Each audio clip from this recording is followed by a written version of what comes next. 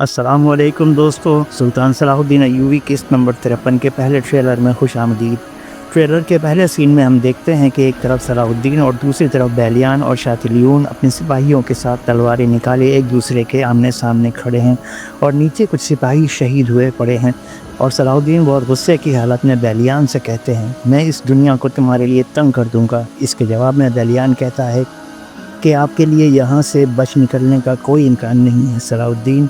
इस पर सलाहुद्दीन बैलियान से कहते हैं, इस बात पर इतना यकीन मत करो बैलियान। और साथ ही दिखाया गया है कि लॉर्ड यूदास को सलाहुद्दीन के सिपाहियों ने कैदी बनाया हुआ है। लॉर्ड यूदास को इस हालत में देखकर शातिलियून और बैलियान की आंखें फटी की फटी रह जाती हैं और सलाहुद्दीन बैलियान से कहते हैं कि अपने सिपाहियों को वापस भेज दो वरना तुम्हारा सरपरस्त मारा जाएगा। अगला सीन कुदस के दरबार का है, जहां मलका मारिया विलियम और शहजादी सेबिला बादशाह बाल्डविन के सामने खड़े हैं। बादशाह बाल्डविन विलियम से कहता है, लॉर्ड गाय कहाँ है? उसे तो बहुत पहले आ जाना चाहिए था।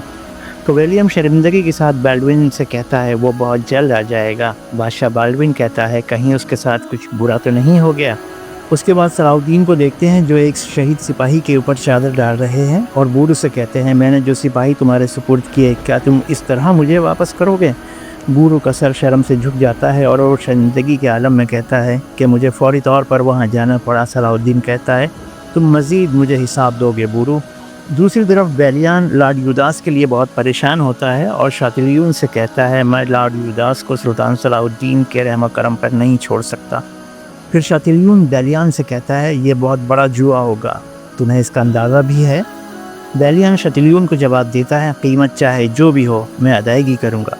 उसके बाद सलाहुद्दीन को दिखाया गया है जो अपने फ़ौजी कैंप में खड़े हैं और सामने सज़ा के लिए फांसी की तैयारी की गई है। और सलाहुद्दीन कहते हैं कि बूढ़ू को फांसी की सज़ा सुनाई जाती है।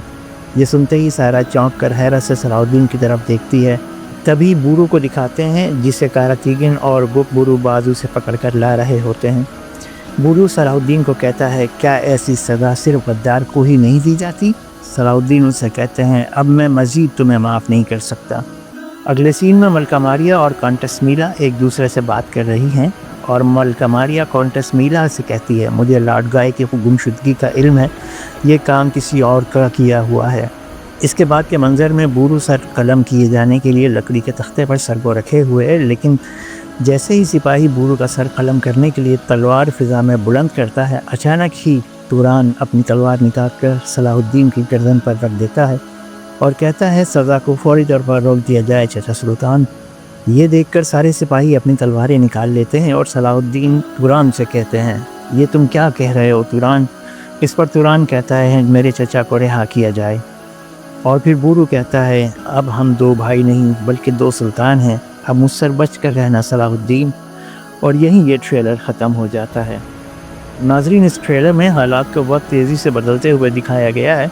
एक तरफ बैलियान सलाहुद्दीन से लॉर्ड यूदास को छुड़ाना चाहता है, दूसरी तरफ बूढ़ू और सलाहुद्दीन के दरमियान दूरियां पैदा हो गई हैं। आपको क्या लगता है, क्या ये सलाहुद्दीन की कोई जंगी चाल या मंसूबा है, या सलाहुद्दीन के लिए हालात वाकई मुश्किल हो गए हैं?